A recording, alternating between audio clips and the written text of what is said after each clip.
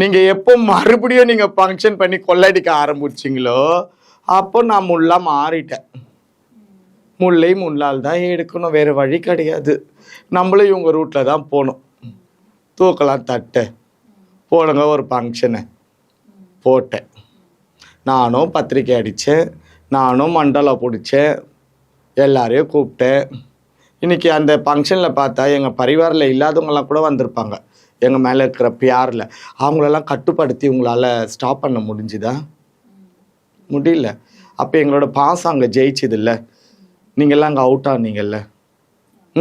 அந்த ஃபங்க்ஷனுக்கு வந்து தூக்கணும், பேல் போட சொன்னோம், போட்டாங்க, எல்லாமே பண்ணோம். உங்களோட அடிமடியில் கை வச்சேன். இப்போ உங்களுக்கெல்லாம் உரைச்சிதா, துடிச்சுதா, அனல் அடிக்குதா? எவ்வளோ சேட்டை பண்ணுறீங்க, எவ்வளோ அமுக்குள்ள. இந்த ஒரு ஃபங்க்ஷன் பண்ணிட்டோமா, சரிம்மா அப்படியே கூட இருக்கட்டோம்மா. நாங்கள் ஃபங்க்ஷன் பண்ணதில் உங்களுக்கு என்ன பிரச்சனை?